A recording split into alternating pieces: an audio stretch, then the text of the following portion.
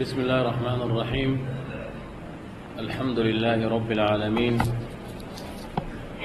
والعاقبة للمتقين ولا عدوان إلا على الظالمين، وأشهد أن لا إله إلا الله ولي الصالحين، وأشهد أن محمدا عبده ورسوله إمام المرسلين. اللهم صل وسلم وبارك عليه وعلى آله وأصحابه أجمعين، وعنا معهم برحمتك يا أرحم الراحمين. ثم أما بعد، السلام عليكم ورحمة الله وبركاته. Louange à Allah, louange et remerciement à Allah qui nous a permis encore une fois de plus de se retrouver comme d'habitude autour de sa parole ainsi qu'autour de la parole de son messager Muhammad sallallahu alayhi wa sallam, car c'est celui qui détient tout, c'est Allah. Il nous permet de bouger, de faire ceci, de faire les mouvements. S'il aura décidé autrement, on n'allait pas se retrouver. Mais grâce à Allah que nous sommes encore là, nous exprimons encore nos gratitudes à Allah. Sans plus retarder, on continue toujours dans notre explication de Al-Usul Al-Thalath, les trois fondements. Nous avons dit aujourd'hui nous allons expliquer la troisième partie. Mais avant d'abord de dire cette troisième partie, d'abord nous avons dit d'abord la première partie ainsi que la deuxième partie. Pour tout simplement on se rappelle, la première partie c'était quoi? Monsieur Traoré. Oui, bon, derrière vous. Très bien. La première partie que chaque musulman doit mettre ça en évidence. C'est obligatoire. Chaque musulman et chaque musulmane doit mettre ça en évidence. Papa comme enfant. Parce que l'enfant, c'est dès maintenant, il faut lui déjà inculquer ça dans sa cervelle. Il doit garder ça. Quand il va grandir, il ne va pas avoir de problème en ce qui concerne ce type de tawhid. Mais si dès le départ, vous avez raté de bien inculquer ça, s'il vous plaît, aidez-nous d'arrêter le téléphone. Si dès le départ, vous avez poigné, vous avez raté d'inculquer la juste valeur de tawhid dans la tête des enfants, quand les enfants vont prendre de l'âge, c'est comme ça qu'ils vont tomber dans les confusions. C'est facile de les détourner. Un. De deux, aussi, lorsque vous ne cherchez pas, ou bien vous avez mis dans la tête des enfants des choses erronées, des fausses croyances, c'est ça qui nous donne trop de problèmes actuellement. Parce que les gens, ils sont grandis avec. Depuis les bas âges, on te dira, depuis au village, c'est ça que moi je connais. Tu viens aujourd'hui là d'enlever, toi tu sors d'où? Les gens, ils ne sont pas prêts à accepter. Pourquoi? C'est depuis fort longtemps qu'on a mis déjà dans la tête là, de fausses informations. Et c'est dans ça là que les gens, ils sont basés. On continue, la vie continue. Une fois qu'Abou Bakr commence à toucher ça, c'est des problèmes. Beaucoup maintenant, même les savants souvent, même ceux qui disent les savants ou bien les tullab al-ilm, pour ne pas employer les mots savants, même les tullab al-ilm, les gens qui cherchent la connaissance, souvent beaucoup, ils ont peur de toucher ces points-là, c'est-à-dire de venir parler de tawhid. Beaucoup évitent de ne pas venir parler de tawhid, parce qu'une fois que tu vas toucher ces points sensibles-là, tu vas avoir beaucoup d'ennemis. Tu vas avoir beaucoup de... Il va te dire que je vais faire comment pour changer toutes ces fausses croyances-là que les gens ont déjà depuis fort longtemps, depuis les bas âges, ils ont déjà grandi avec. Donc c'est pas facile à un jour, au jour et le lendemain seulement de venir changer ça. C'est qu'Abou Bakr, depuis son village là-bas, il faut courber devant le cheikh, il faut prosterner devant le cheikh, il faut mettre ton cheikh là, ton intermédiaire entre toi et Allah. Tu as un souci, au lieu d'appeler Allah direct, c'est Ya Cheikh, donc tu dis son nom, beaucoup de choses. Donc il te dira, c'est au village, moi je connais tout ça là, c'est aujourd'hui que tu vas venir à Numba, quelle est les 2 semaines, 3 semaines là que je vais à la maison. Tu vas là-bas avec ton truc là. Il n'est pas prêt à accepter. Ça c'est celui qui est bon là. Celui qui n'est pas bon là, il va t'agresser même. On ne parle pas de tawhid, même le Coran là même souvent. On a notre façon de lire là, les gargagés. Où sont les Hausa là? Il nous dit les gargagés, c'est comme ça qu'on dit hein. Les façons qu'on a appris au village là.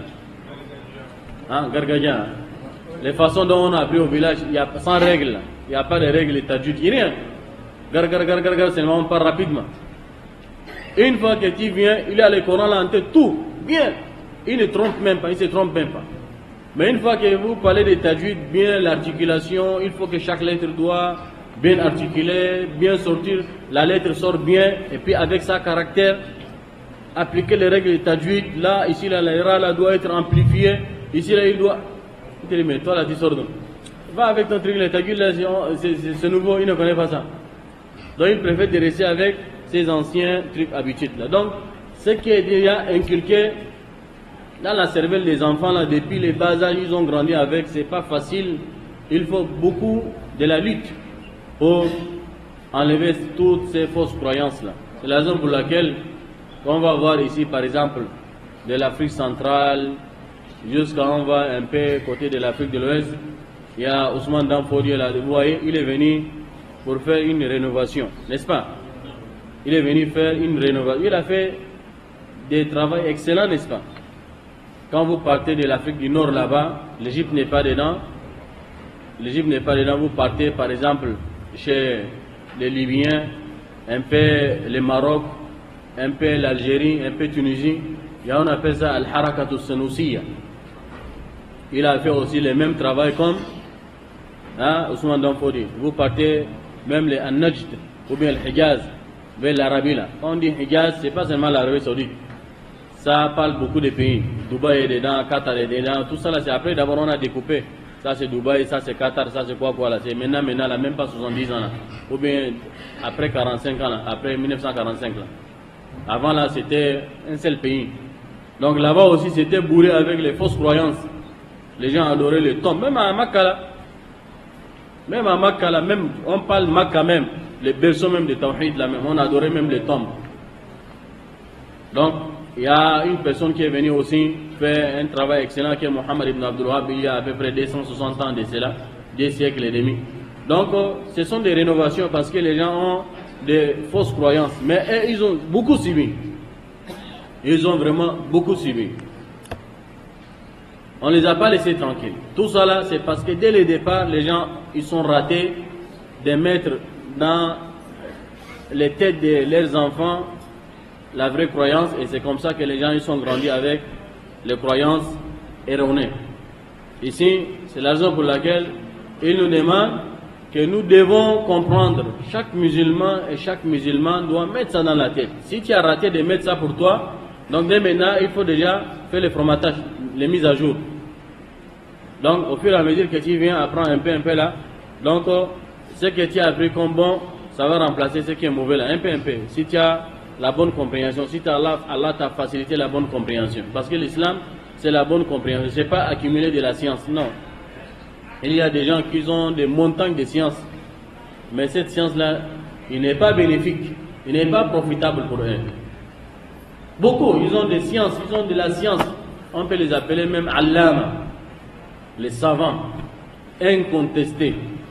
Mais cette science-là n'est pas bénéfique pour lui. Peut-être c'est un argument même contre lui le jour de Yawm al-Qiyamah. Pourquoi? Parce que Allah l'a pas doté de quoi? De bonnes compréhensions. C'est là où, lorsqu'on demande, on ne demande pas seulement la science, mais on demande la compréhension même de ce que nous apprenons. Si Allah vous a donné la fausse compréhension, c'est là où on tombe dans les erreurs. Quand vous voyez les frères par ici et par là, ils dévient.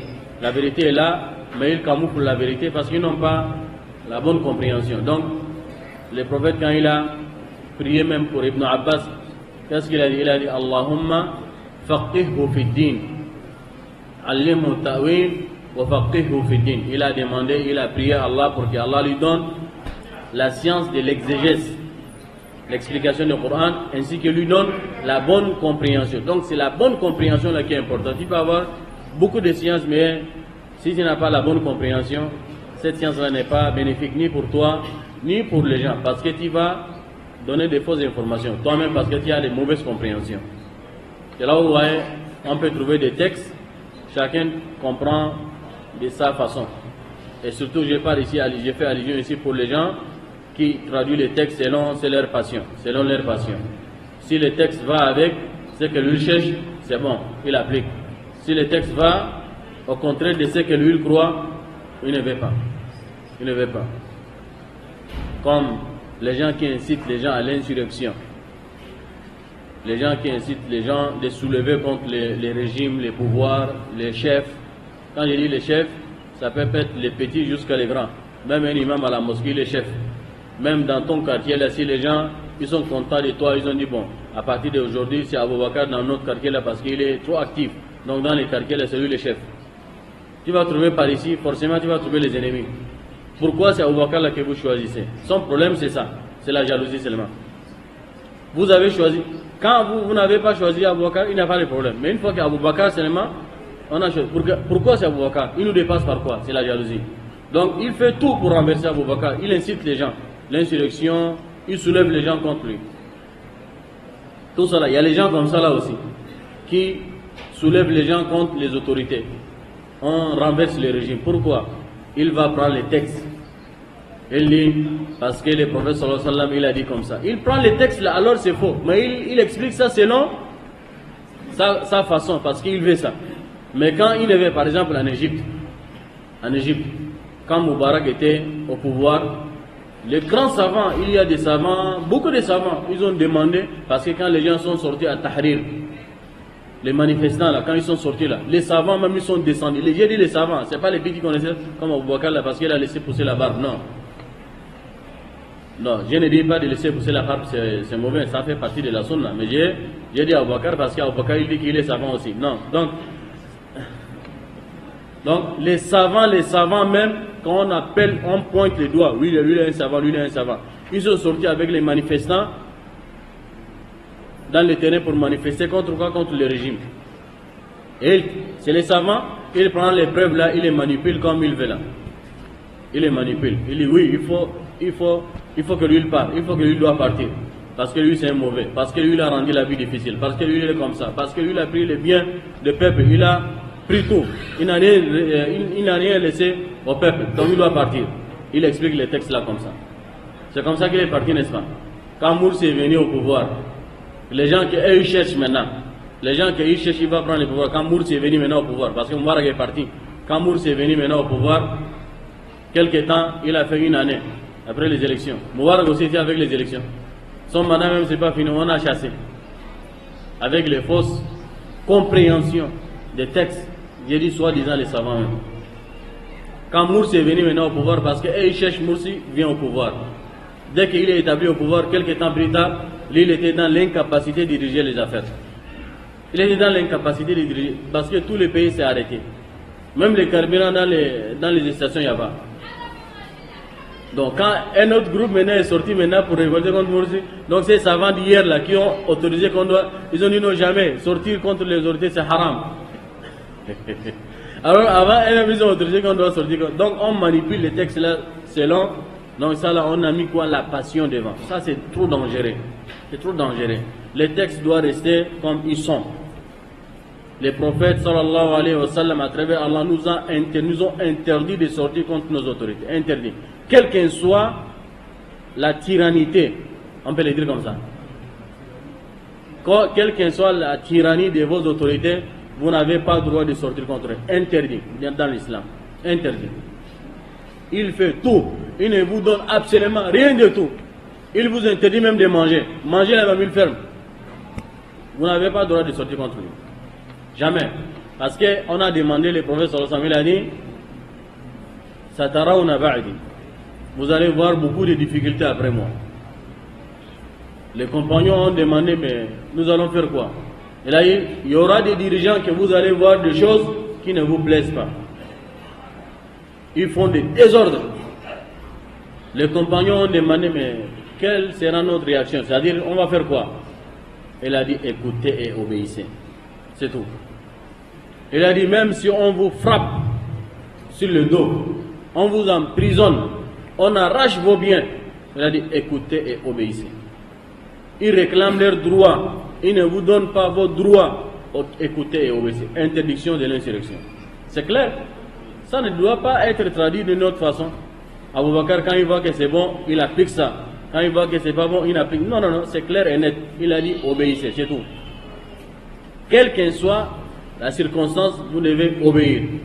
Et il a dit à une seule exception. Lorsqu'il vous interdit maintenant d'adorer Allah, en ce moment c'est fini. Là, on ne doit pas l'obéissance. Interdit. Sauf s'il a dit, bon, à partir d'aujourd'hui, on ferme toutes les mosquées. À partir d'aujourd'hui, personne ne doit prier. À partir d'aujourd'hui, le mois de Ramadan, là, on rejette. Il n'y a pas le mois de Ramadan. Comme ça a été fait en Tunisie il y a quelques années là. Leur ex-président Bourguiba, il avait interdit une année là, les gens ne doivent pas gêner. Il a même lancé une appel, il a dit, celui qui gêne, il aura la moitié de son salaire. Dans ce genre de choses, on ne doit pas obéir, c'est fini. Mais tant qu'il n'y a pas ça, il n'a pas touché la religion. Il fait ça tyrannie là-bas, il n'a qu'à faire. On n'a pas droit de se révolter contre lui. On n'a pas droit de se révolter contre lui. Et il a dit, c'est interdit même de lui conseiller, même si vous avez vu qu'il fait quelque chose qui ne va pas. Parce qu'on dit, innama dinun nasiha. La religion, c'est le conseil. Le conseil là, c'est entre nous, c'est pas le chef. Il a dit, si vous voyez le chef, il fait quelque chose qui est au contraire de l'islam, il fait les erreurs. Il a dit, c'est interdit de lui conseiller en public. إذا أراد أحدكم أن ينصح لذي سلطان, le prophète a dit, إذا أراد أحدكم أن ينصح لذي سلطان, si l'un de vous, il a vu qu'il faut apporter vraiment sa contribution en donnant les conseils à ces autorités-là, il a dit, فَلَا يُبْدِهِ عَلَانِيًا. C'est interdit de le dire ça en public. Restez debout. Oh, le chef, ce que tu as fait là, c'est pas bon. C'est pas bon, c'est pas bon. Donc, le bon, c'est comme ça. C'est interdit de le dire ça en public. Mais on doit faire ça comment? Il a dit, فَلْيَخْلُوا بِهِ. فَلْيَخْلُوا بِهِ. S'il a une possibilité, il est comme Abou Bakr, il est arrivé, il a long bras comme ça, il peut aller chez l'autorité facilement, rentrer facilement, donc il doit s'isoler avec lui, en cachette. Il doit l'appeler chef. Wallah, vraiment, ce que je vois là, ça là, c'est pas bon. En cachette, pas en public. إذا قبل فذاك وإلا فإنه أدى الذي عليه. S'il a accepté, alhamdulillah. S'il n'a pas accepté, Abou Bakr a fait déjà son travail, c'est fini. C'est clair, donc il ne faut pas manipuler les textes par ici et par là. Les textes sont clairs. Et si nous parlons, il faut mettre la vraie valeur de l'islam dans la cervelle de nos enfants pour que les enfants doivent grandir avec. Quand ils vont devenir grands, ils n'ont pas reçu des informations erronées. Donc, première chose qui nous est obligatoire de connaître homme comme femme, il a dit de connaître Anna Allah khalaqana wa razaqana wa lam yatrukna hamala. Allah nous a créés, Allah nous a subsisté et il ne nous a pas laissé comme ça. Nous avons expliqué déjà cette paragraphe-là. On a dit comment Allah nous a créés, comment il nous a donné à manger et il ne nous a pas laissé tranquille et il ne nous a pas laissé comme ça. Ça veut dire ça c'est la deuxième paragraphe. Bal arsala ilayna rasulan. L'explication de Wala metrukna hamalan, c'est-à-dire il ne nous a pas laissé comme ça veut dire qu'il nous a envoyé des messagers afin de nous avertir qu'est-ce qui est bon, qu'est-ce qui est mauvais, qu'est-ce que nous devons suivre, qu'est-ce que nous ne devons pas suivre. Comme je viens d'expliquer, le messager a laissé tout. Si c'est vous-même, vous ne voulez pas maintenant suivre ce que le messager a dit, ça c'est autre chose. Mais sinon les textes sont clairs. Si vous manipulez les textes selon votre compréhension, c'est vous-même. Sinon, il nous est obligatoire de connaître le Coran et la Sunna avec la compréhension de nos pieds prédécesseurs. Donc si vous prenez les textes, vous les traduisez, vous les manipulez selon vos compréhensions à vous-même, ça c'est erroné. Donc il faut que ça doit être à la compréhension de nos pieux prédécesseurs qui sont les compagnies des prophètes sallallahu alayhi wa sallam seulement. Parce qu'il y a d'autres aussi qui se trompent en disant nos pieux prédécesseurs, les compagnies et ceux qui ont suivi les compagnies et d'autres et d'autres et d'autres. Non. Ceux qui ont suivi les compagnies, les tabi'in et les tabi'in, ce sont nos prédécesseurs, oui. Ils nous ont dévancés, oui. Ils ont une compréhension plus que nous, oui. Mais dans certains cas, nous et eux, nous sommes pareils. Ils peuvent tomber dans les erreurs.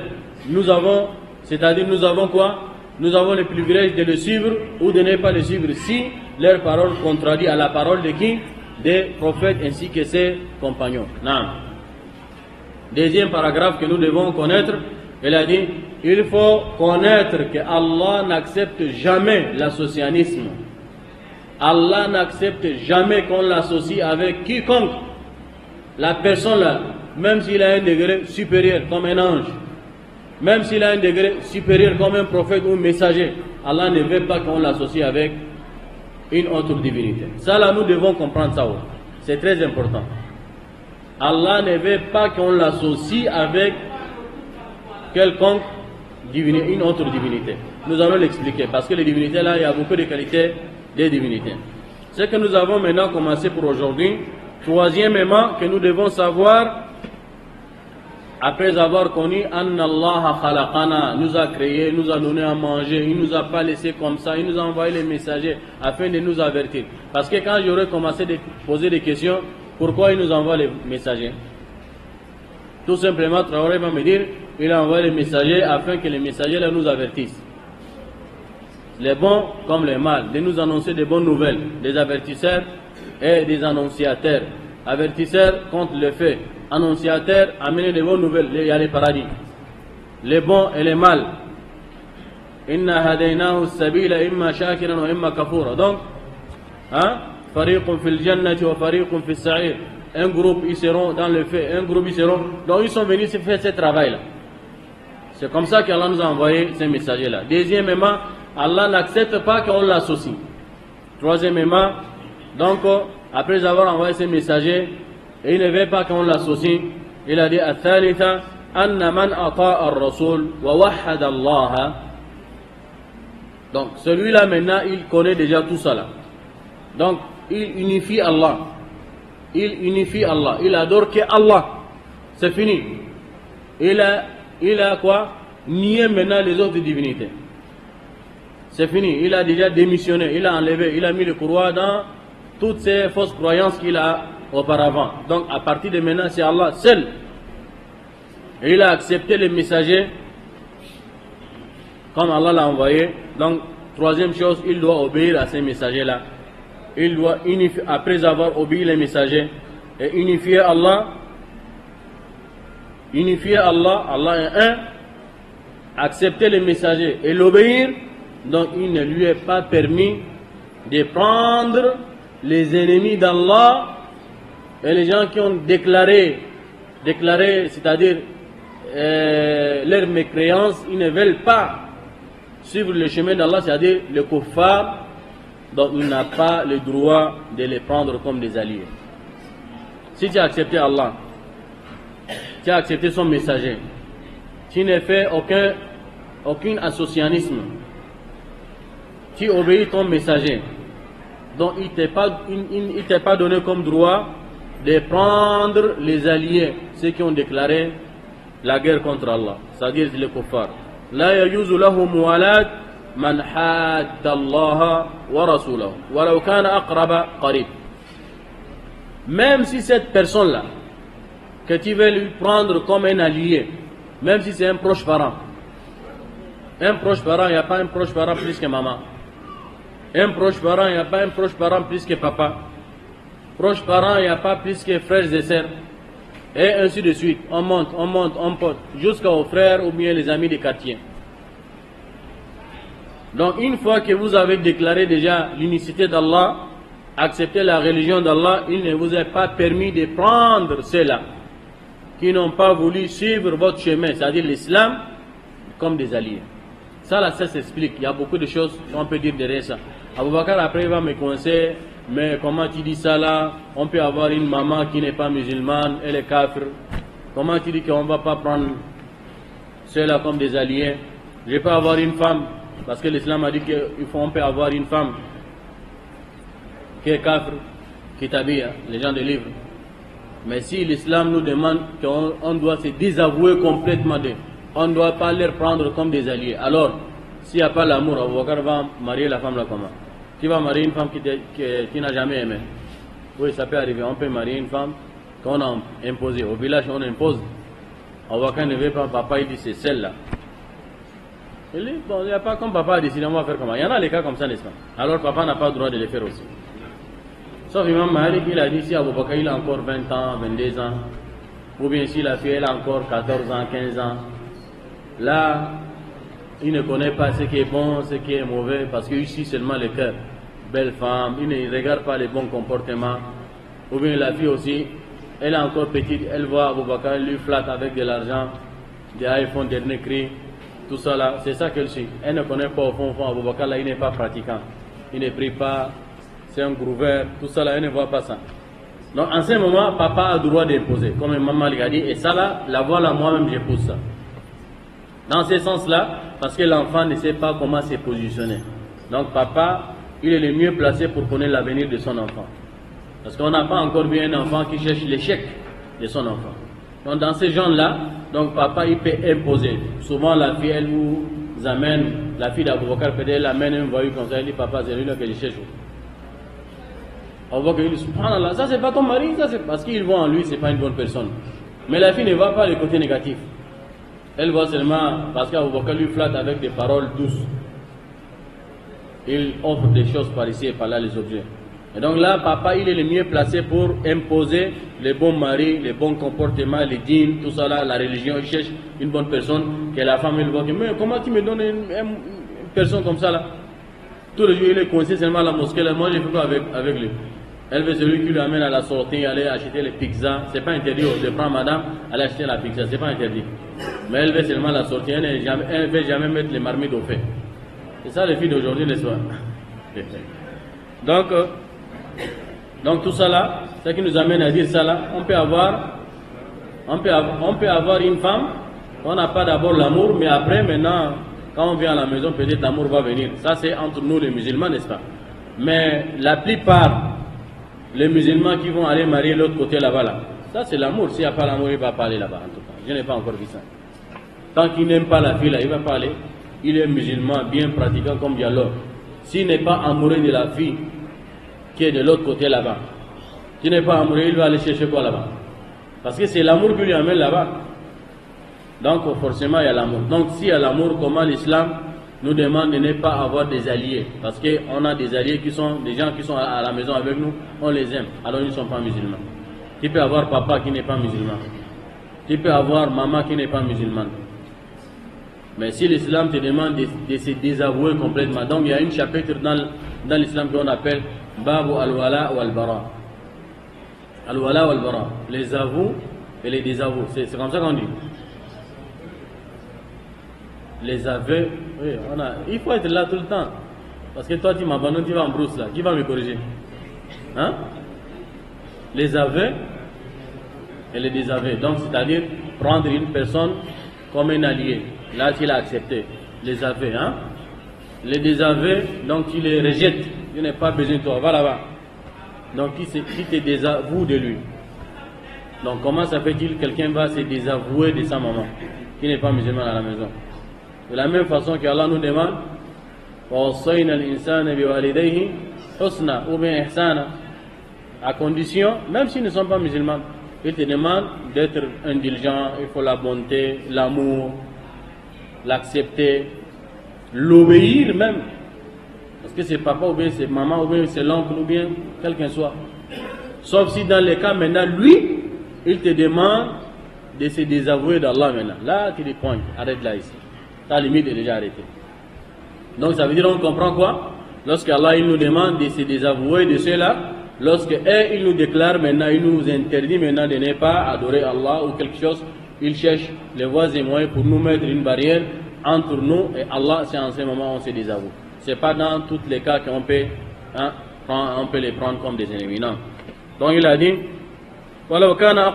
même si c'est un parent proche, comme Allah a dit, la tajidu qawman yu'minuna billahi wal yawmil akhir, tu ne trouveras point des gens qui ont la foi en Allah, ils croient au jour dernier, ils vont prendre des alliés qui ont déclaré la guerre contre Allah.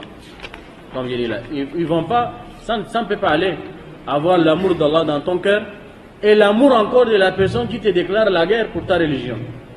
Impossible.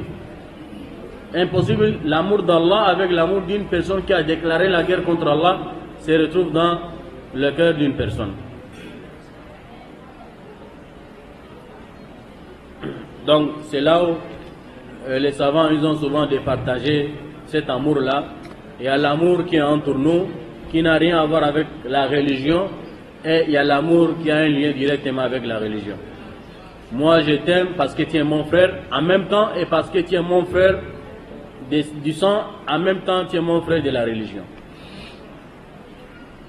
Et je peux avoir aussi l'amour pour une personne qui n'est pas musulmane, comme je disais, ça peut être maman, ça peut être un frère, ça peut être un papa, ça peut être une épouse. Je l'aime à cause de l'amour naturel, mais pas à cause de sa religion. Je l'aime lui-même, mais je n'aime pas sa religion. Je ne dois pas aimer sa religion. Je l'aime parce qu'entre nous, on doit avoir l'amour, c'est tout. Ça c'est l'amour naturel.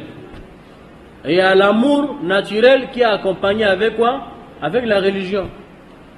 Je t'aime naturellement et je t'aime encore plus fort parce que tu es un homme de la religion. Même entre nous les musulmans. J'aime la personne qui pratique l'islam convenablement par rapport à celui qui est comme ça là. Leur amour ne doit pas être pareil.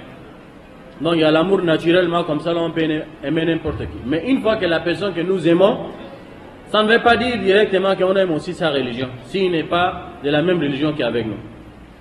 Il pratique sa religion tranquillement, mais il ne m'empêche pas aussi de pratiquer ma religion. Ça c'est autre chose.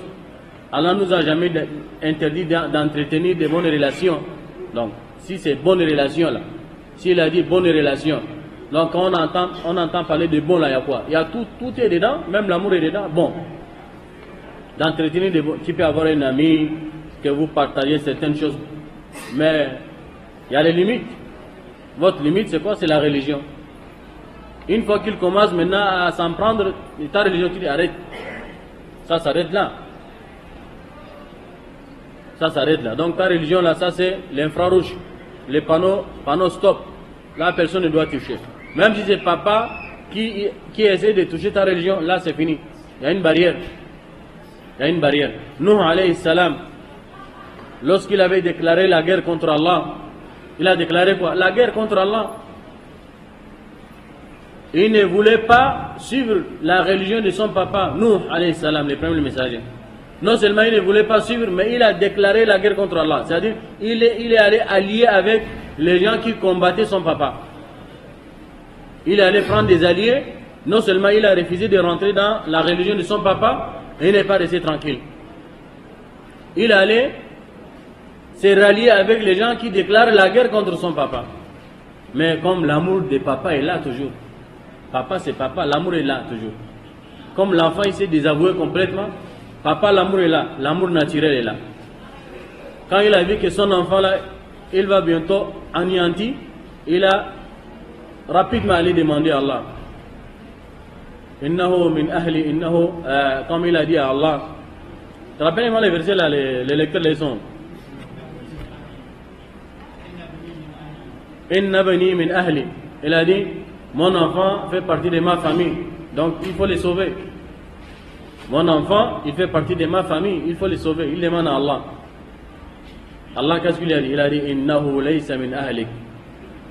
Innahu amalun ghayru salih. Lui, il ne fait pas partie de ta famille. La famille musulmane, là, il n'est pas ta famille du sang, oui. Mais une fois qu'il a déclaré la guerre contre nous, c'est fini, il n'y a pas de lien. Innahu amalun. Il n'a pas dit Innahu amila amalan ghayru salih. Il n'a pas dit que lui, il a fait un travail qui est mauvais. Il a dit lui-même, il est mauvais. Innahu amalun ghayru salih. C'est quelqu'un qui n'est pas bénéfique. Ibrahim alayhi salam, lorsque il avait déclaré la guerre contre Allah. Ouais, le père d'Ibrahim, quand il avait déclaré, les savants ils ont divergé, d'autres ils ont dit que c'est son papa. L'autre, ils ont dit que ce n'est pas son papa, c'est son oncle. Si c'est son papa, Allah n'allait pas dire Azar, il n'allait pas prononcer son nom. Bon, en tout cas, la voix qui est juste, c'est son papa. Donc, lorsqu'il avait déclaré la guerre contre Allah, il n'a pas laissé Ibrahim tranquille aller adorer son Allah. Même s'il a refusé, il n'a qu'à laisser tranquille. Mais, quand Ibrahim l'appelle, il a dit la Arjumanna, je vais te lapider, je vais te tuer. Si tu m'embêtes avec ton Dieu, je vais te tuer. Non seulement Ibrahim cherche à adorer son Allah, mais on ne laisse pas tranquille. Avec tout cela, Ibrahim, il a dit quoi? Il a dit qu'il va prier pour Allah. Il va prier Allah en faveur de son papa. Quand jusqu'il a vu que son papa est devenu ennemi jusqu'à ce point-là, Allah lui a demandé de se désavouer. وَإِذْ قَالَ إِبْرَاهِيمُ لِأَبِيهِ وَقَوْمِهِ إِنَّنِي بَرَاءٌ مِّمَّا تَعْبُدُونَ. Je vous désavoue et je désavoue de votre religion.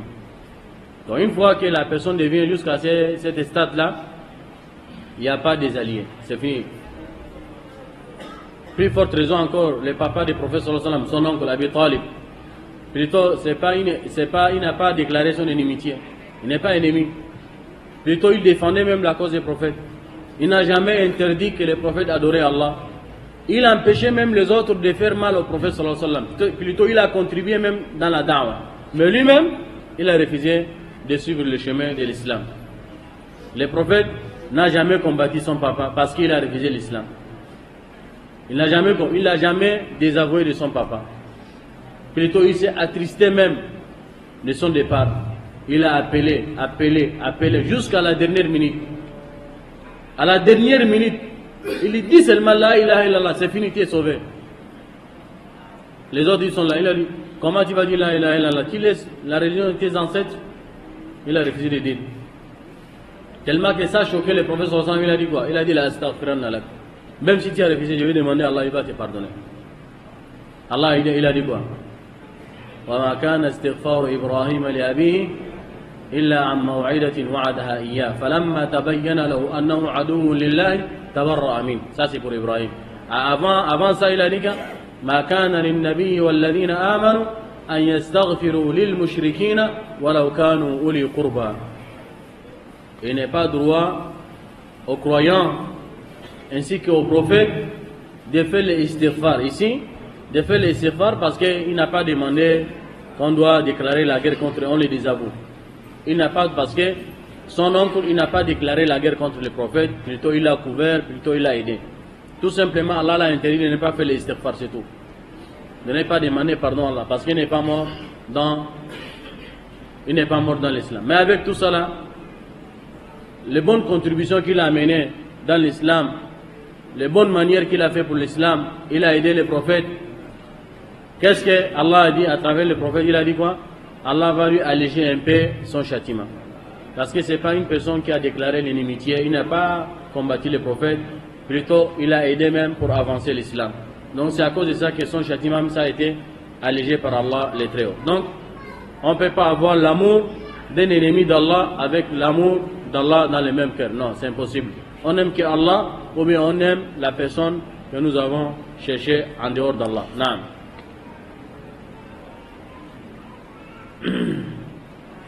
À la fin, le cheikh ici il dit encore i'lam arshadaka Allah li ta'atihi.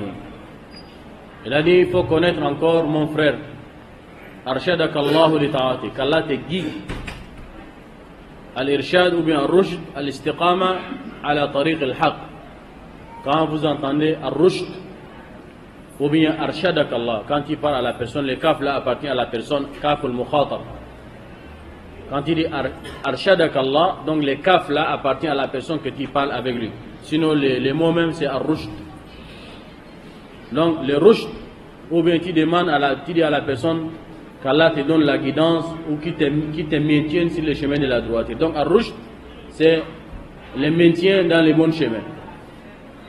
Le maintien dans les bons chemins on appelle ça Ar-Rushd.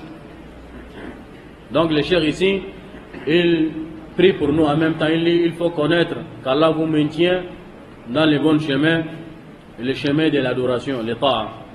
Là, il faut connaître Anna al-Hanifiyya Millata Ibrahim.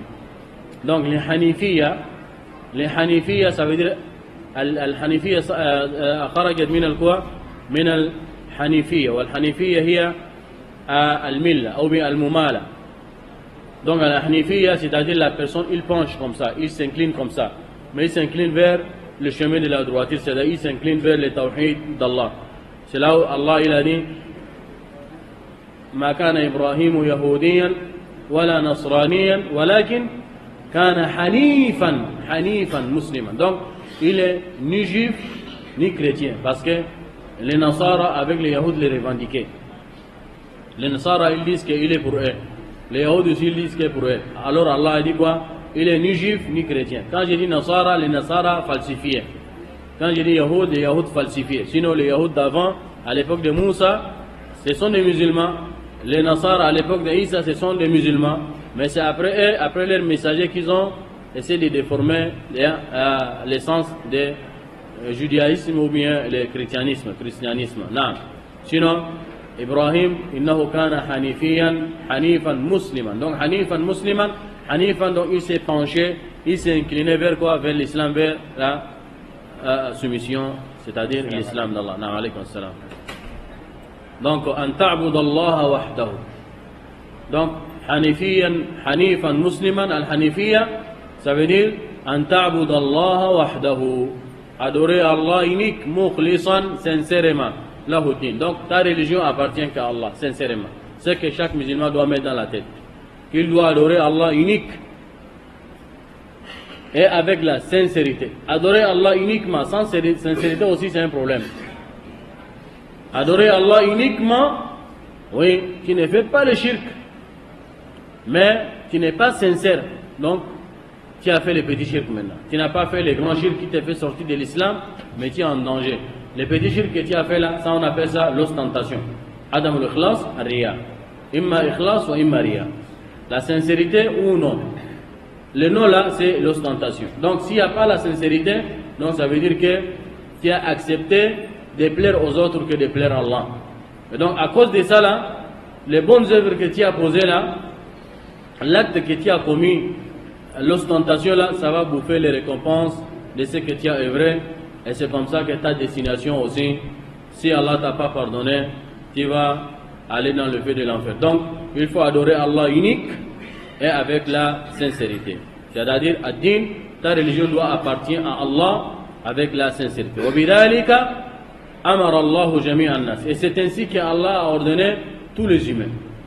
C'est ainsi qu'Allah a ordonné tous les humains de lui adorer unique dans la sincérité. Wa khalaqahum laha. Et c'est ainsi qu'Allah a créé les gens à cause. Il nous a créés à cause de l'adoration. Comme il a dit, wa ma khalaqtul jinna wal insa illa liya'budun. J'ai créé les djinns et les hommes pour qu'ils m'adorent, c'est tout.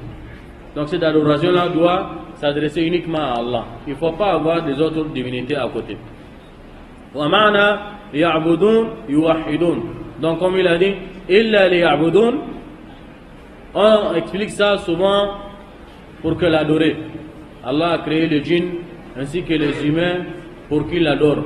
Pour qu'ils l'adorent, l'explication de cette adoration-là, c'est de l'unifier. C'est de l'unifier. C'est comme ça qu'on dit, n'est-ce pas? On dit ça comment? Donc vous voyez, c'est bon. De reconnaître son unicité. Donc il faut reconnaître son unicité. Donc il faut l'adorer seulement, il est seul. Donc liya'budun wa ma khalaqtul jinna wal insa illa liya'budun. Je n'ai créé les djinns et les hommes pour qu'ils m'adorent. Cette adoration là ici, c'est pour l'unicité d'Allah. C'est pour l'unicité d'Allah. Parce que quand on dit adorer là, illa liya'budun, on peut adorer d'autres choses aussi, on dit adoration. On peut adorer d'autres choses aussi, on dit adoration. Mais en principe, l'essence de cette adoration ici, c'est proclamer seulement l'unicité d'Allah. On l'adore ça uniquement. Comme ici le cheikh il a dit, Arshadaka, donc il a prié pour nous, il a dit qu'Allah nous maintienne sur le chemin de la droiture, les ta'ati, l'essence de ta'a, l'essence de l'obéissance. L'obéissance, ça veut dire ta'a. Son sens, le ta'a la muwafaqat al-murad fi'lan lil-ma'mur wa tarkan lil-mahzur. Muwafaqat al-murad fi'lan. Donc, le ta'a, l'obéissance veut dire quoi? L'obéissance veut dire c'est que ce que tu es en train de faire là doit se conformer avec ce que Allah a recommandé. C'est ça l'essence de l'obéissance. L'essence de l'obéissance, ce que tu es en train de faire ou ce que tu es en train de dire, doit se conformer avec ce que Allah t'a recommandé. Doit se conformer avec ce que Allah t'a interdit. C'est-à-dire, là où Allah t'a ordonné, on doit te trouver là-bas. Là où Allah a interdit, on ne doit pas te trouver là-bas. C'est ça l'essence de l'obéissance. Mais quand tu dis que j'obéis à Allah, mais là où Allah a demandé, il faut que tu dois être, on ne te trouve pas là-bas. Tu dis que j'obéis à Allah, là où Allah a dit il ne faut pas aller là-bas, on te trouve là-bas. Ça, c'est pas, tu n'as pas compris l'essence de l'obéissance. Donc l'obéissance, c'est que là où Allah a demandé qu'il soit, il faut être là-bas. Allah a dit être à la mosquée, donc il faut que quand on vient à la mosquée, on te trouve à la mosquée. C'est la raison pour laquelle souvent, quand on voit un frère, il est à côté de nous ici, ou bien on le connaît, il est musulman, mais on ne l'a jamais vu à la mosquée un jour. Donc un jour, une fois seulement, quand on entend il est malade, il est décédé, tout de suite les gens vont parler quoi? Est-ce qu'il prie? Parce qu'on n'a jamais vu là où Allah a demandé qu'il doit être. C'est là où les gens se posent des questions. Mais si on voit Abou Bakr, tous les jours il est là. Est-ce que si un jour, si vous avez entendu Abou Bakr est mort, c'est pas Abou Bakr là? Hein? Et la mort est la vérité, n'est-ce pas? Si un jour on a entendu qu'Abou Bakr est décédé, on vous appelle seulement Abou Bakr est mort. Tu demandes, est-ce qu'Abou Bakr il est musulman? Est-ce qu'on demande? On ne va jamais demander. Parce qu'il est là avec nous tout le temps. Les bons on met sur lui, les mauvais on met sur lui. Donc il est là avec nous tout le temps. On n'a pas à demander à Abou Bakr il est musulman. Mais si on n'a jamais vu un frère, il est à côté là, mais on ne l'a jamais vu à la mosquée. Au moins on ne l'a jamais vu prier. Une fois que vous entendez il est décédé là, tu dis, est-ce que lui est musulman? C'est naturellement on doit poser des questions. Donc parce que lui n'a pas compris l'essence de l'obéissance. Donc, mais si tu lui demandes, j'obéis à Allah. Non, cette obéissance-là n'est pas correcte, c'est erroné. Donc l'obéissance, tout simplement venir, là où Allah a demandé que tu dois être, il faut qu'on te trouve là-bas. Au moins, même si ce n'est pas tous les jours, fais semblant qu'on te trouve là-bas. Pour qu'on témoigne que tu es musulman. Là où Allah a demandé, il ne faut pas être là-bas, c'est là-bas qu'on te trouve. Donc tu n'as pas compris encore l'essence de l'obéissance. Al-Hanifiyya hiya al-milla al-ma'ila an-shirk al-mubayyina ala al-ikhlas lillahi. Donc al-Hanifiyya, quand vous entendez parler Hanifan ou bien al-Hanifiyya, ça veut dire al-milla. Al-milla, ça veut dire c'est la religion. Al-ma'ila an-shirk, la religion qui ne va pas vers le côté de l'association. C'est une religion qui est loin de l'association. Donc voilà, l'association est là, lui il prend un autre chemin. Donc il ne veut pas se croiser avec l'association. C'est à cause de ça il s'est penché, il s'est incliné. Il ne veut pas rester avec l'association, il s'est incliné. C'est ça qui veut dire Al-Hanifiyya. Al-Mubayyina an al-Ikhlas. Ça montre Al-Hanifiyya, Al-Milla allati tubayyin Al-Ikhlas lillahi azza wa jalla, qui montre la sincérité vers Allah unique. Ibrahim, l'essence d'Ibrahim, huwa Khalilullah, Khalilur Rahman. Ibrahim, c'est l'ami intime d'Allah. Allah lui-même il a dit Ibrahim, c'est son ami intime. Wattakhadha Allahu Ibrahima Khalila. Allah a pris Ibrahim comme son ami intime. Wa huwa Abul Anbiya. Encore, il est le père des prophètes. Parce que dans sa descendance, il y a beaucoup de prophètes. Beaucoup de prophètes. وقد تكرر ذكر منهجه في مواضع كثيرة. Donc nous savons très bien que lui, Allah a parlé de lui, il est dans le monothéisme pur. أن تعبد الله هذه خبر قول أن الحنيفية والعبادة. Donc nous allons maintenant dire l'essence de l'adoration. Quand on entend parler adoration, quelle est l'essence exacte de l'adoration? L'adoration, ça s'explique de la façon suivante. Il y a l'adoration générale et il y a une adoration particulière. Al-ibada bimafhumiha al-am, c'est-à-dire dans son sens, c'est pas ce que je viens de dire là, c'est pas il y a une adoration spéciale ou il y a une adoration générale, non. C'est-à-dire l'adoration dans son sens général, dans le sens général, l'adoration veut dire at-tadhallul lillahi mahabbatan wa ta'ziman bi fi'li awamirihi wa ijtinabi nawahihi ala al-wajh alladhi ja'at bihi shara'ihi. Donc l'adoration dans son sens général veut dire tout simplement c'est de s'humilier devant Allah. De s'humilier devant Allah avec l'amour. Parce que entre nous, lorsque la personne s'humilie devant toi, ce n'est pas un signe d'amour. Ça ne veut pas dire qu'il t'aime. Peut-être il cherche à gagner quelque chose vers toi, c'est là où il s'humilie devant toi. Mais une fois gagné la chose, il te tourne là-dedans, il dit, mais regarde-moi lui là. Lui là aussi, moi je vais le supplier. Une fois qu'il a gagné la chose, mais ça arrive, n'est-ce pas? Quand il vient s'humilier devant toi parce qu'il veut gagner quelque chose. Une fois obtenu la chose, il n'est pas prêt à s'humilier devant toi. Mais pour Allah, c'est différent. Donc, l'essence de l'adoration, il faut s'humilier devant Allah avec l'amour et proclamer sa grandeur. On s'humilie devant Allah, on s'incline devant Allah.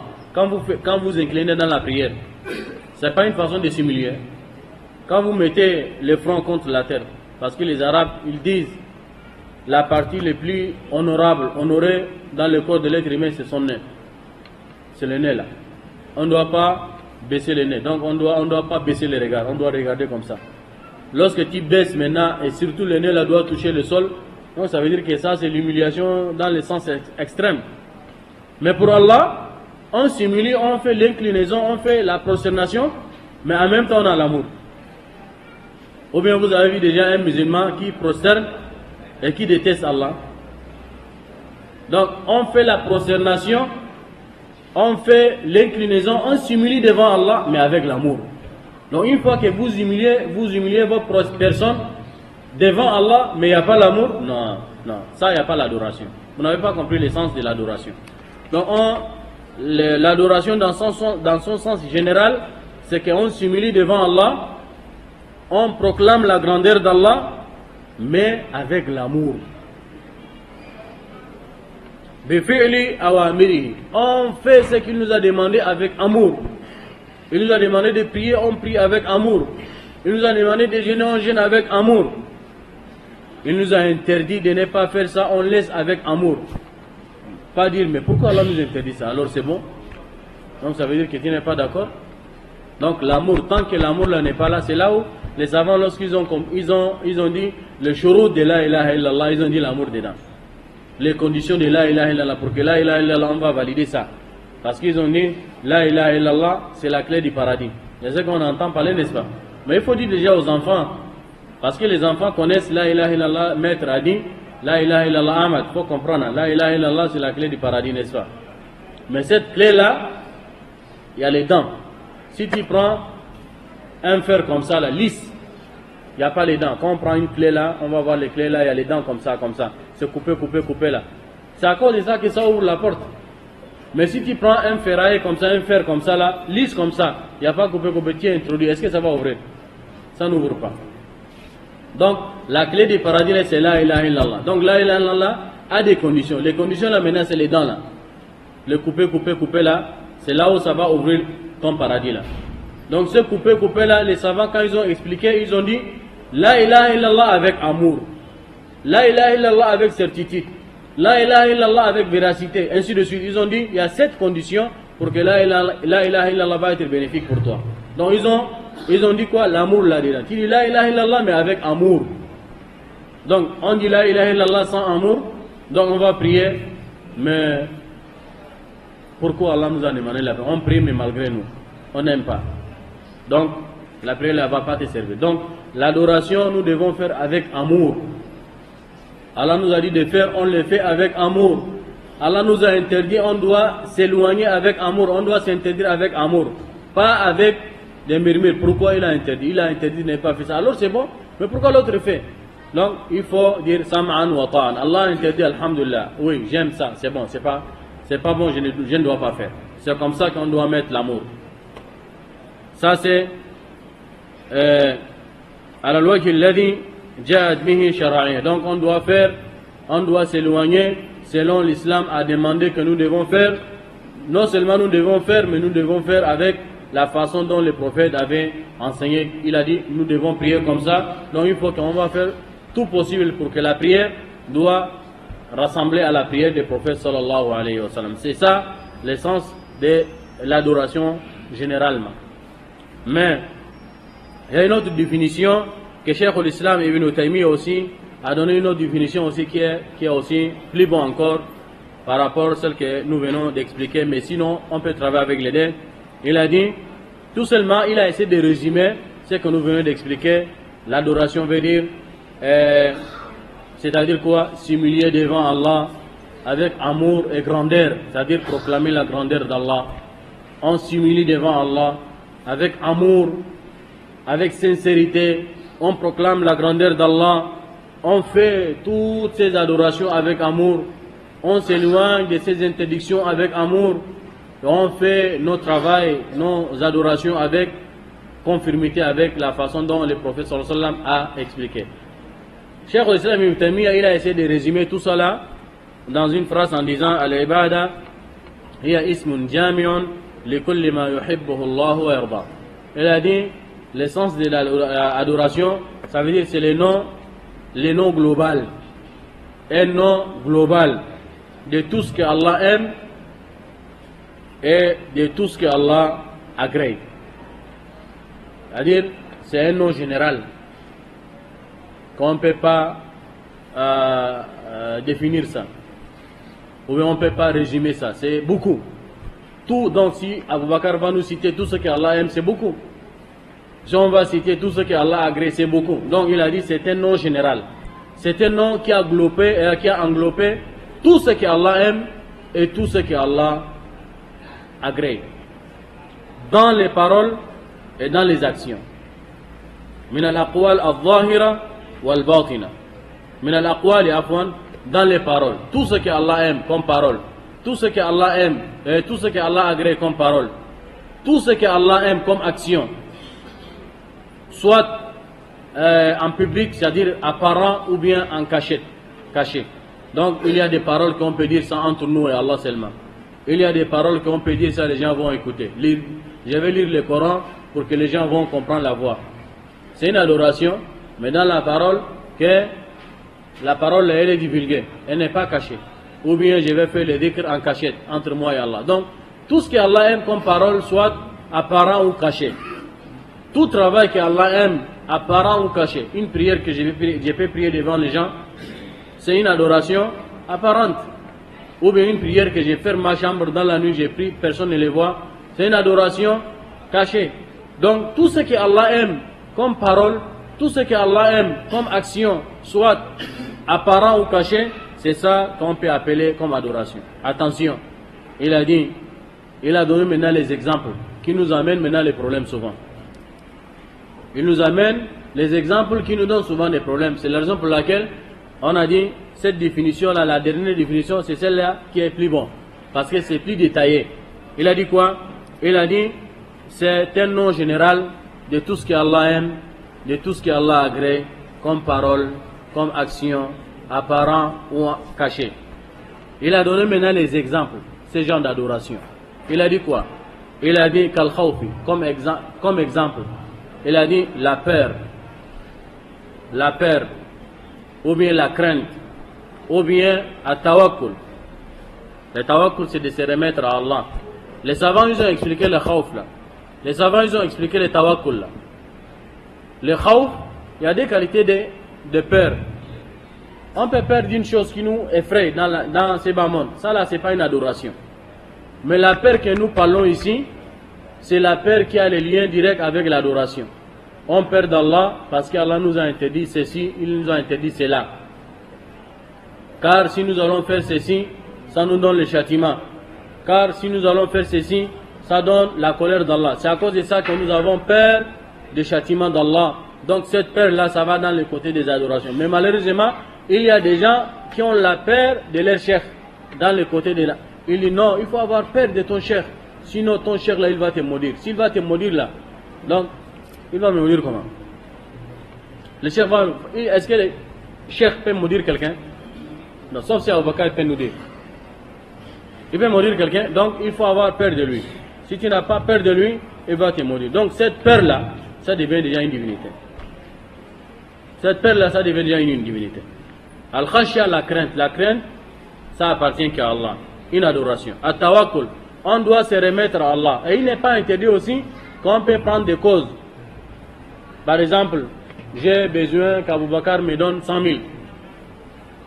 D'abord, je mets d'abord ma confiance en Allah seulement.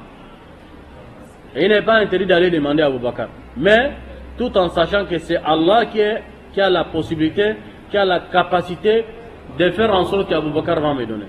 Mais si je mets Allah à côté, j'ai dit c'est Abu Bakr qui est capable de me donner, donc en ce moment, le tawakkul là, tu as dévié dans son sens.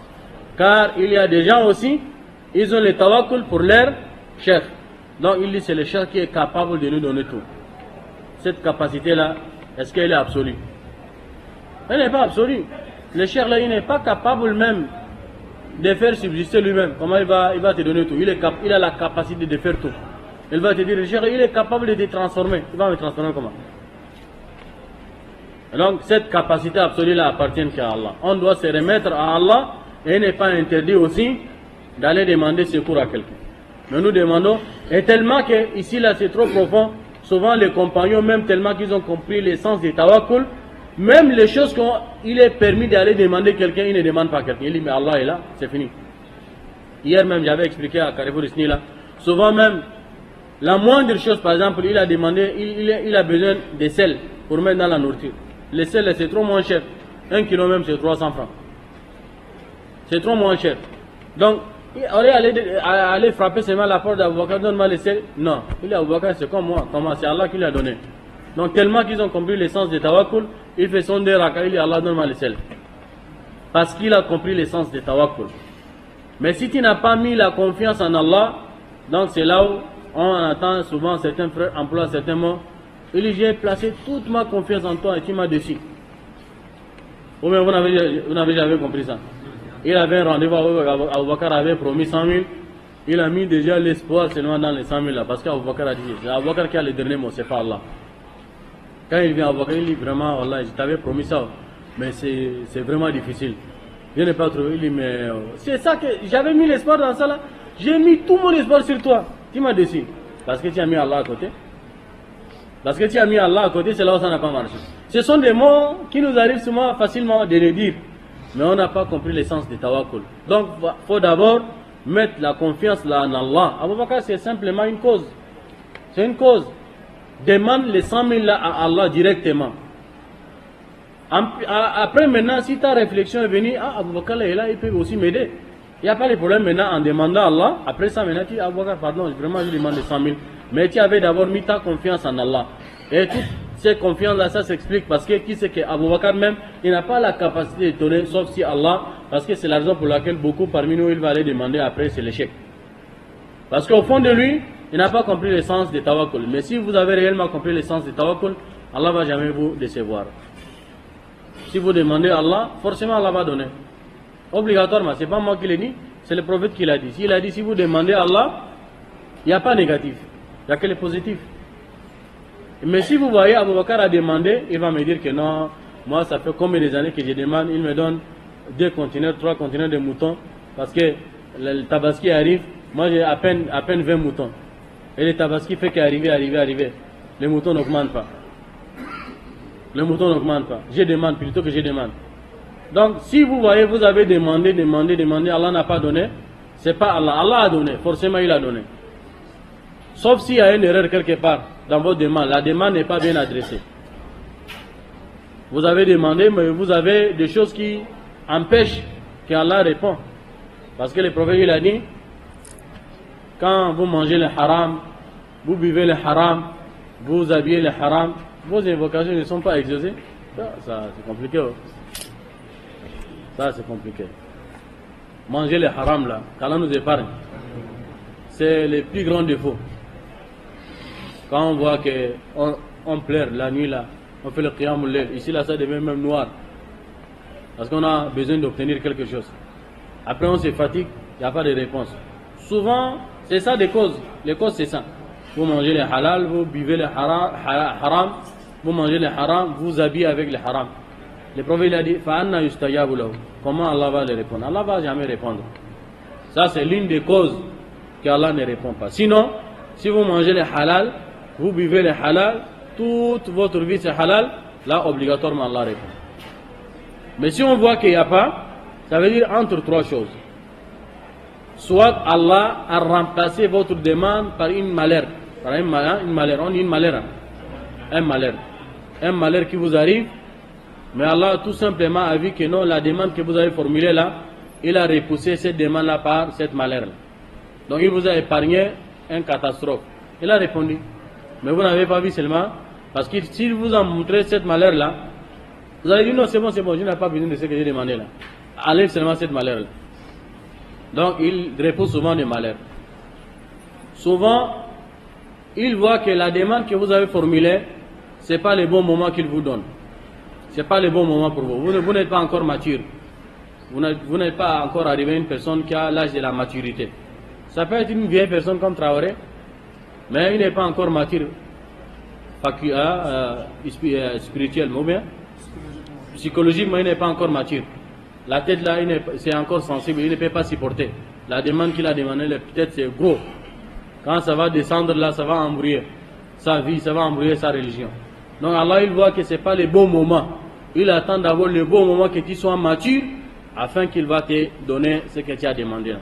Ou soit Allah va donner tout de suite là, il voit que tu es déjà bon, tu peux supporter, il te donne tout de suite là. Il y a des gens qui demandent, Allah donne tout de suite là. Ou bien après, il te demande aujourd'hui, après peut-être un mois, 2 mois, une année, il peut te donner. Ou bien Allah ne donne pas ça, dans ces bas mondes là, il voit que c'est pas bon pour toi, qu'il te donne ça ici, il te le réserve dans Akhira. Le jour, le Yom al-Qiyamah, tu vas trouver ça devant toi là-bas. Toi-même tu vas dire, mais si je savais comme ça là, tout ce que tu m'as donné, il fallait réserver ça là-bas. Donc, dans toutes les circonstances, Allah va nous donner. Mais à condition que nous allons comprendre l'essence de tawakkul.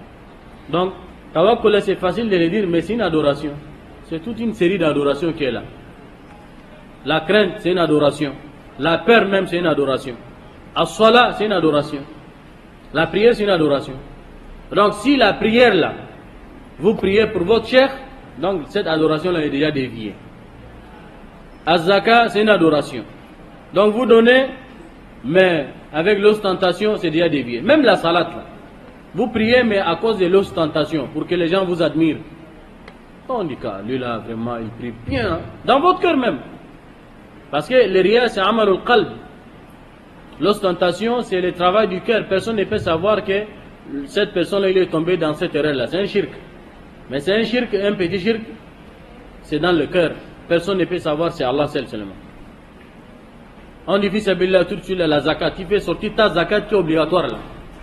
C'est une adoration, ça fait partie même des 5 piliers de l'islam. Quand la fin de l'année arrive, tu fais sortir des millions. Tu te balades partout pour donner les gens. Tiens, les maisons et les maisons. Tu cibles seulement les ayants droit réellement. Mais au fond de toi, tu ne les fais pas à cause d'Allah. C'est pas à cause de l'amour. Tu les fais pour que les gens là vont te louer. Ah, lui là, il est vraiment généreux. Hein. Ça, zakat là, ça nous rate jamais. Chaque fin de mois.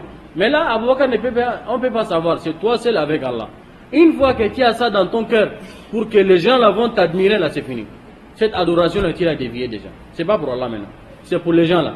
Parce que tu as cherché quoi? Tu as cherché leur agrément. Et Allah va te dire, bon, va chercher tes récompenses auprès d'eux. Le Yom al-Qiyamah, c'est comme ça qu'il t'a dit. Il va te dire. Il te dira, oui, tu vas venir vers Allah avec des prières, des zakats, de quoi, hajj, de quoi. Beaucoup parmi nous, ils vont au pèlerinage. On ne sait même pas qu'il allait au pèlerinage. Parce qu'il habite au PK7 ou bien au PK12. On se croise peut-être une fois ou 2 fois dans l'année. Moi, je ne suis pas au courant qu'il allait au pèlerinage. Le jour que je me croise avec lui, ah, Abu Bakr, salam alaikum, ça va? Il est jaloux. Je suis allé à la Mecque même pour dire Allah même c'est jaloux. Donc il veut tout simplement, il veut le nom pour qu'on lui dise Allah. Ou bien vous n'avez jamais vu ça. Il y a des gens qui vont à la Mecque tout simplement, ils cherchent qu'on leur dise Allah. Donc la Mecque là que vous avez fait pour Allah ou bien pour Allah, pour les gens. Donc Allah le jour de Yom al-Qiyamah, il va dire bon, va chercher ton Allah là avec ton Allah là-bas. La personne que tu as voulu qu'il t'appelle Allah là, donc il n'a qu'à te donner tes récompenses. Donc vous voyez, ce sont des petites choses. Mais il faut faire extrêmement attention, ça nous amène vers le shirk automatiquement.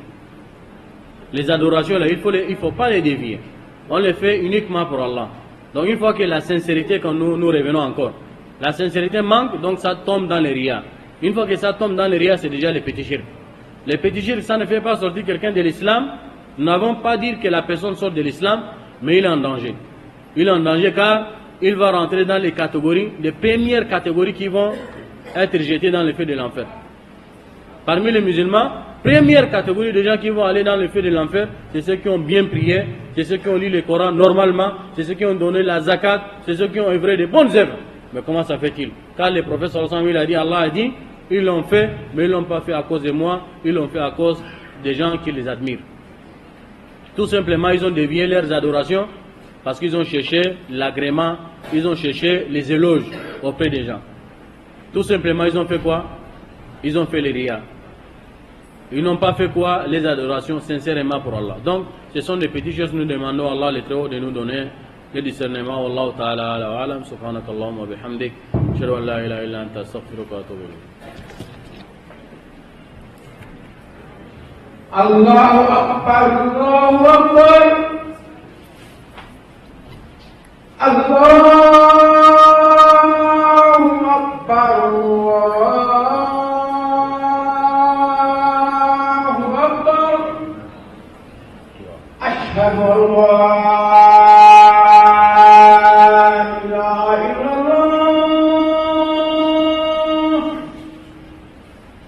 Ashhadu an la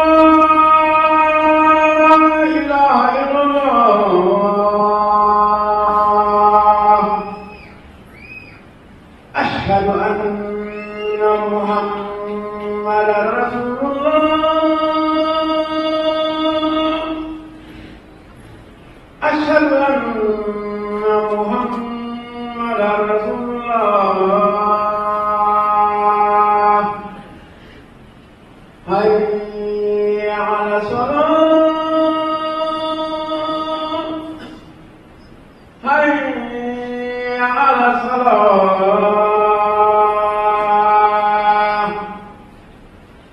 حي على الفلاح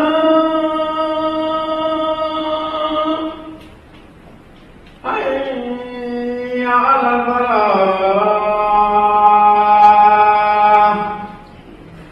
الله أكبر الله أكبر لا إله إلا الله.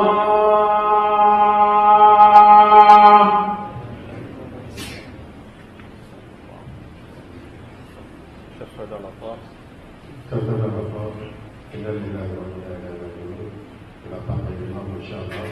إذن جلالتكم سيئة المسلمين سيئة الله يعني بفضل المسلمين ce soir à 18h. Cet homme est la personne à côté d'elle. C'est le voisin même qui l'ont pris, qui l'ont amené à la mosquée. De là-bas, Inch'Allah, on lui a chargé de venir. C'est une fois qu'il n'a pas vraiment pris la personne pour son entraînement de demain. Ceux qui ont le temps, Inch'Allah, ils peuvent aller participer demain, Inch'Allah, à son entraînement à partir de 9h. Et ceux qui n'ont pas aussi peuvent apporter, Inch'Allah, leur participation dès aujourd'hui, Inch'Allah, pour qu'on puisse trouver ce temps demain, Inch'Allah. C'est ça qui est déjà Inch'Allah. Et tout ça, c'est... Salam alaikum.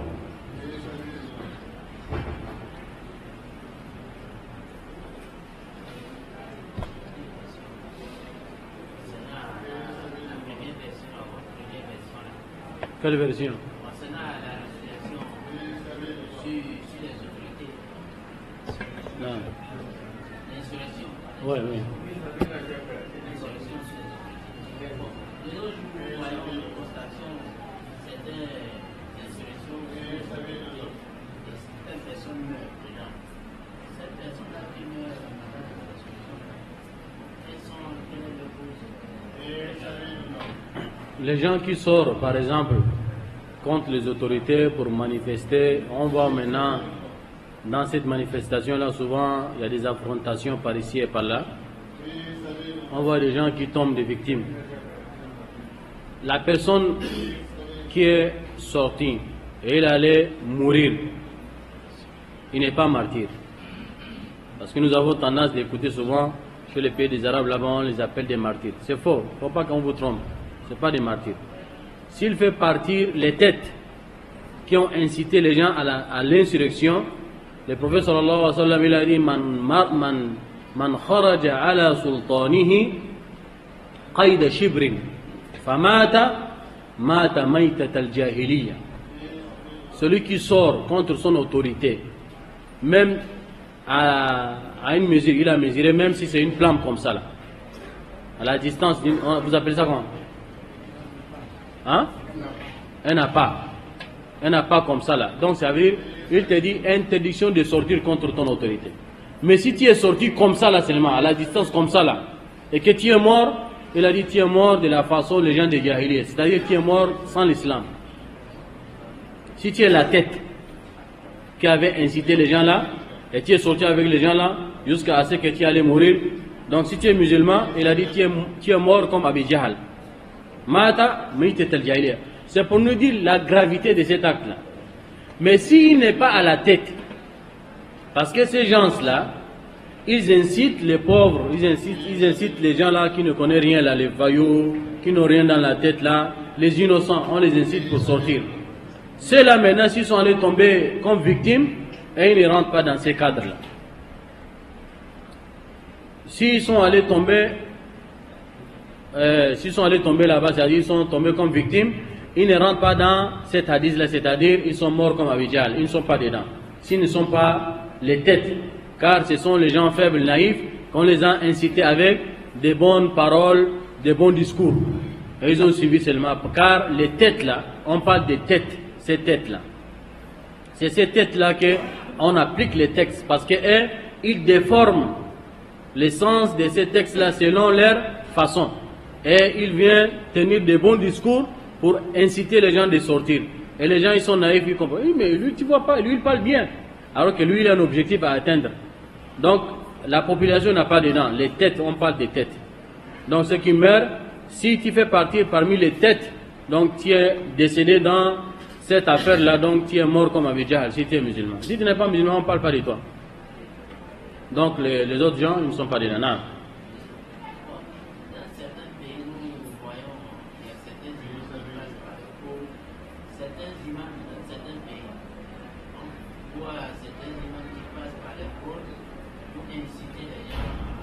Bon, je crois que tu n'as pas bien compris ce que je viens de dire tout à l'heure, le début. Un imam, un savant, quiconque, même si c'est Abou Bakar là, même si c'est Bombaz, excusez-moi, ce sont des grands savants que nous leur donnons des respects. Même si c'est les Bombaz tellement qu'il a l'influence, s'il incite les gens de sortir contre une autorité, il est égaré. C'est pas moi qui le dis, c'est le prophète sallallahu alayhi wa sallam qui a interdit quand nous devons faire l'insurrection à notre autorité, à nos autorités. Quelle qu'en soit leur façon de pratiquer leur pouvoir, quelle qu'en soit leur tyrannie, tant qu'ils ne nous ont pas empêchés d'adorer Allah, ils ne nous ont pas mis une barrière entre nous et Allah, c'est fini. Obéissance totale, soumission totale à ces autorités-là. Le prophète, il est allé même plus loin. Il a dit, ils vont vous emprisonner, ils vont réclamer leurs droits, ils ne vous donnent pas vos droits, ils vous rendent la vie difficile. Le prophète a dit quoi? Les compagnons l'ont demandé, qu'est-ce que nous devons faire? Il a dit, obéissez et écoutez. Il n'y a pas plus que ça. Donc la personne qui fait le contraire, il dit non. Le problème c'est quoi? Le problème ça tourne dans un mot qu'on appelle athar. Quand vous voyez, il y a des manifestations par ici et par là, on ne regarde pas la foule. C'est pas la foule là. Derrière la foule, il y a les gens. C'est les gens là qui incitent la foule là, n'est-ce pas? C'est les gens là qui incitent la foule. Quelques têtes seulement. Donc quand vous regardez le problème là, au fond, c'est quoi? C'est le problème de l'argent. C'est le problème des postes.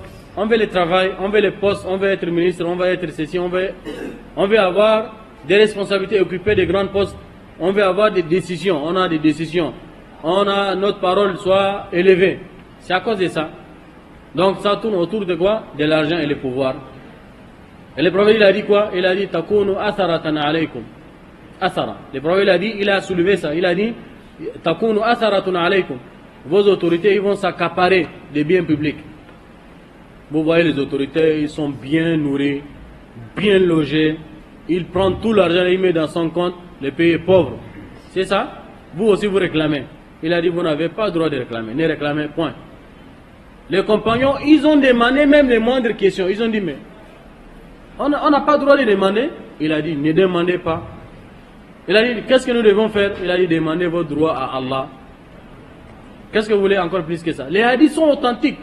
J'ai essayé de recenser parce qu'il y a 3 semaines de cela, nous avons fait une édition spéciale à la télé.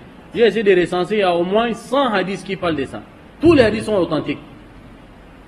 Et tous les hadiths, chaque hadith est beaucoup plus difficile par rapport à l'autre. Donc les compagnons, ils ont essayé de demander même les moindres questions. Dans ce genre de situation, avec ce genre de difficultés, qu'est-ce que nous allons faire? Il a dit, écoutez et obéissez. Si ça vous dépasse, il a dit, demandez, réclamez vos droits à Allah. Donc il n'y a pas un droit qu'on réclame ça à la rue. Il n'y a pas. Islamiquement, les manifestations sont interdites. Islamiquement. Dans l'islam, si on parle de l'islam, manifester, c'est interdit. Même si on voit quoi que ça soit. Manifestation, c'est interdit. Voilà, en tout cas, il y a... Non, allez, monsieur. Dans le même sens, c'est-à-dire comme maintenant, Non.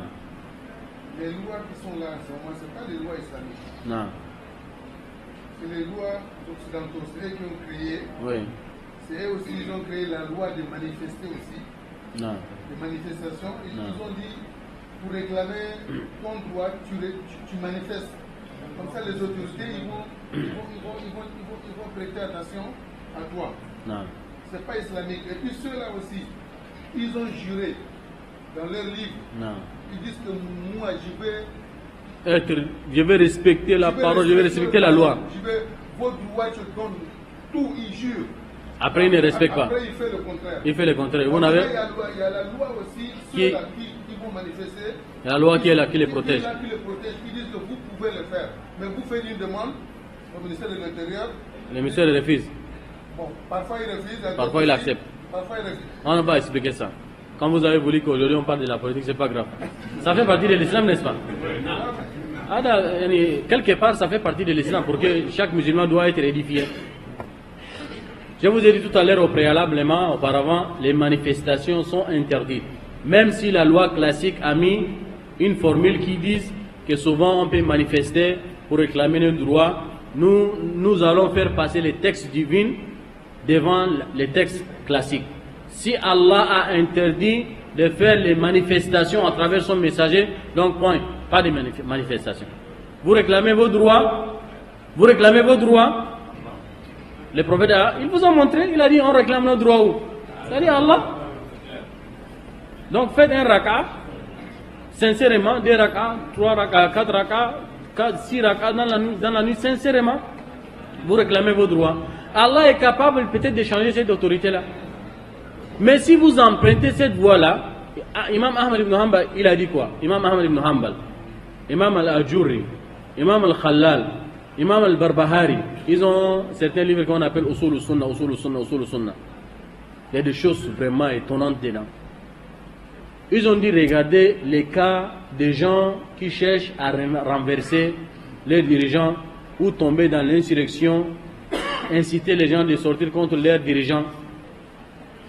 Tout simplement, soit ils ont une idéologie, ils ont assoiffé des pouvoirs, des postes, ou bien ils ont vu en ces dirigeants-là, ils sont dans les erreurs, il fallait changer. Il fallait changer parce qu'il a vu que il y a d'autres qui sont sincères. Il y a d'autres qui veulent seulement manger. Donc quand on a coupé manger, ils se révoltent. Ça c'est la plupart. Il y a d'autres qui sont sincères, ils voient que les choses ne vont pas bien. Donc il faut manifester. Il a dit, ils ont voulu changer les biens par les mal. Ils ont voulu changer les mal, pardon. Ils ont voulu changer parce qu'ils voient les mal. Ils ont voulu changer ces mal-là par un mal qui est grave. Parce que lorsque vous allez vous révolter contre lui, lui ne va pas laisser comme ça, il va faire les ripostes. Il y aura les catastrophes, les dégâts. Dans certains pays, on tue les gens. Donc Allah, il a dit quoi? Il a dit une seule personne qui décède, c'est comme si l'humanité, toute l'humanité est morte.